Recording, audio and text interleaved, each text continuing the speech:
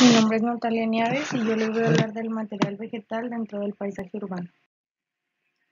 El primer punto a tomar es el material vegetal en la arquitectura paisajista. Como sabemos, el paisaje exterior forma en gran medida nuestros paisajes interiores. Para todos los seres vivos, inclusive para los humanos, las áreas verdes terminan siendo una necesidad, no solo física, incluso también intelectual y hasta espiritual. Con el fin de mejorar la calidad de vida humana, la arquitectura del paisaje busca la armonía entre la obra arquitectónica, la naturaleza y el contexto social. La arquitectura es también un diálogo con la naturaleza. Es por eso que ante la degradación del medio ambiente producida por la urbanización, industrialización y densidad, inclusive por nuestra propia profesión, entre otros fenómenos, la preservación del paisaje es cada vez más necesaria e incluso va ligada a la práctica de la arquitectura. Dentro de la arquitectura del paisaje actúa la vegetación como un factor regulador del microclima, así como la humedad del aire, evitando la erosión del suelo y contribuyendo al hábitat de una fauna en específico. Para la clasificación de ella, lo primero es establecer la condición estacional de la mayoría de los seres vivos en la Tierra, y esto implica que tendrán nacimiento, maduración, reproducción y muerte, cambios de acuerdo a los climas o según la época del año, floración, fructificación y reposo. Existe una clasificación vegetal dentro del paisaje urbano respecto a tres puntos, desde la botánica, desde su procedencia y desde su apariencia. Dos puntos que también toman prioridad en la vegetación son los aromas, es decir, la vegetación contiene un aroma peculiar que se puede promover conociendo los vientos para así resaltarlos cuando sea necesario o cuando el viento sople en esa dirección, crear elementos agradables, causar sensaciones y hacer evocaciones de algún lugar, por lo que es necesario el diseño y ubicación de los elementos para así crear lo deseado. Todo esto va en base a nuestro diseño. Y en cuanto a los sonidos, tanto la vegetación como el agua pueden crear los sonidos con los cuales se deben jugar para crear ambientes armónicos o evitar sonidos desagradables. El siguiente punto es la vegetación general. Entendemos como vegetación la cubierta de flora que crece sobre un terreno concreto, no importa si es por cultivo o de forma espontánea. Una de las dos clasificaciones más básicas con las que se puede determinar los tipos de vegetación es por el medio físico en el que se encuentran. Esta tiene dos variantes. Uno es la vegetación acuática, que como su nombre lo dice, es la que podemos encontrar tanto sumergida en entornos acuáticos, ya sea en agua dulce o salada, y como la que está en zonas de muy alta humedad ambiental. En cuanto a la vegetación terrestre, es la que crece obviamente en tierra firme, sin estar sumergida ni total ni parcialmente. Lógicamente, la enorme variedad de entornos terrestres provoca que haya una gran cantidad de subtipos de vegetación terrestre, al contrario de la acuática. La otra variante por la que se puede determinar el tipo de vegetación es según el bioma en la que se encuentra. Como sabemos, el clima es determinante de la vegetación que maneja. Por ejemplo, la tundra, por su clima frío, presenta una vegetación con estructura sencilla y de poca altura. Son plantas sin raíces profundas, con predominancia en arbustos, musgos y gramíneas. En la taiga son principalmente bosques de coníferas de poca variedad. Los bosques de este bioma conforman la masa forestal más grande del planeta y dan lugar a formaciones muy densas y tupidas que resisten muy bien las bajas temperaturas. En el desierto, como sabemos, por su clima árido y seco, la vegetación que podemos encontrar son las plantas crasas, habitualmente de un pequeño tamaño y con mucha capacidad para resistir largos periodos de sequía. Existen muchos tipos de bosques. Según ellos, existen diversas clasificaciones, pero todos coinciden en que cuentan con grandes cantidades de árboles y una gran diversidad de ellos. Hay bosques caducifolios y perennifolios según el follaje que predomina. En la pradera, estas son ricas en pastos, con gramíneas y plantas como los tréboles y los girasoles. Su densidad varía en función si se trata de praderas templadas o tropicales. La selva, o como se le conoce coloquialmente, la jungla o un bosque lluvioso, cuenta con una enorme variedad de vegetación. Por ser una zona cálida y muy húmeda, favorece en gran medida el desarrollo y crecimiento de la vida vegetal.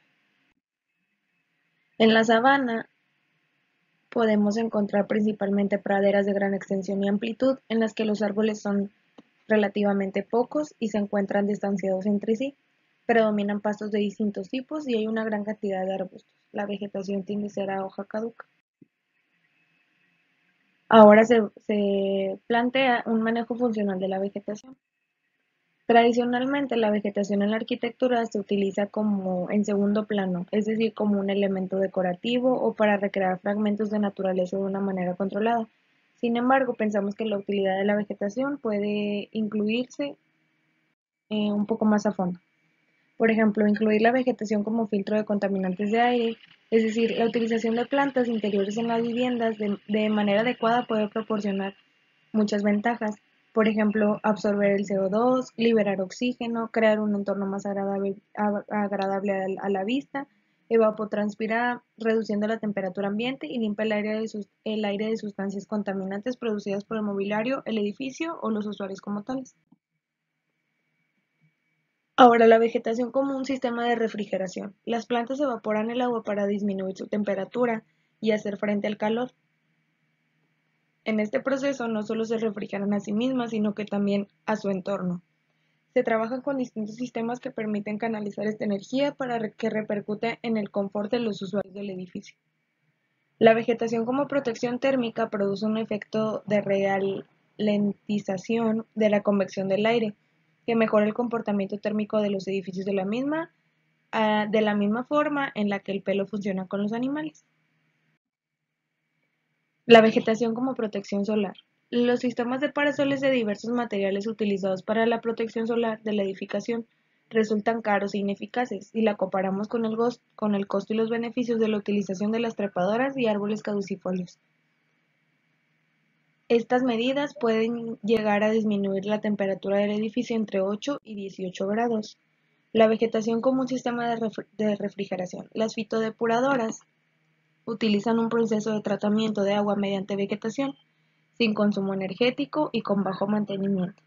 Su funcionamiento se basa en los procesos biológicos de la vegetación, que se desarrollan con el movimiento del agua a través de un medio filtrante, que puede ser normalmente arena o grava, con la ayuda de plantas acuáticas o semiacuáticas, incluidas en el medio filtrante o en la misma agua residual. La vegetación como estructura también tiene muchas variantes. Una de ellas es la arquitectura viva. Esta es la que está en constante cambio. Una de las principales ventajas es que se integra totalmente con el medio natural y para ello es preferiblemente la variedad de árbol que sea autóctona para que pueda favorecer su crecimiento y longevidad. El árbol como elemento formal. Es muy frecuente ver cómo el tema de la vegetación dentro de la arquitectura, como ya se mencionó, es usada para rellenar espacios residuales del proyecto, cubrir algún objeto que no nos gusta o simplemente ni siquiera se contempla. Pocas veces hay una intención clara y concisa de lo que se quiere lograr con el elemento natural en conjunto con el proyecto arquitectónico. Un proyecto paisajista tiene eso como prioridad, la vegetación. Aprender a distinguir y clasificar los diferentes tipos de árboles que están a nuestro alcance es el primer paso para lograr un acertado manejo de ellos y un enlace coherente con nuestro edificio. En términos más claros, se puede hablar de 4 características a la hora de clasificar un árbol. La primera es su forma. Un árbol, por ejemplo, un árbol pendular, es aquel que va a presentar una ramificación progresiva hacia abajo. Este tipo de árbol, como el almendro en este caso, funciona muy bien en bulevares, alamedas o cualquier lugar en el que se pretenda dar sombra. Existen los árboles referenciales, como la palmera o el ciprés, que por tratarse de un elemento vertical, funcionan muy bien a la hora de enmarcar un objeto importante, conformar un eje o como un punto de referencia en el paisaje. Una segunda característica es nuestro tamaño del árbol, en el que se puede decir que existen aquellos desde pequeño hasta alto porte, que son los más grandes. La tercera característica es el color. Cada árbol nos va a ofrecer no solo un determinado tono de verde, sino una extensa gama de colores de acuerdo al tipo de hoja, florecimiento o transparencia que presente. La cuarta clasificación se refiere al tipo de hoja. Existen dos tipos. Uno es la hoja caduca y la otra es la hoja perenne. Un árbol de hoja caduca sirve de complemento a las condiciones térmicas de un proyecto, dando sombra en el verano, es decir, cuando tiene hojas, y permitiendo el paso del sol en invierno, es decir, cuando llega el otoño. Mientras que un árbol de hoja perenne siempre sirve como aislante visual o en lugares donde las altas temperaturas sea constante durante todo el año. A estos árboles se les llaman siempre verdes. A partir de un mejor entendimiento de las cualidades compositivas de los árboles, se logra que estos se conviertan en un elemento importante y prioritario en la definición espacial de un proyecto. Un acertado manejo de la vegetación puede lograr efectos como cerrar un espacio determinado, cubrirlo con el sol, dejar entrever el horizonte, enfatizar una visual o servir de elemento térmico.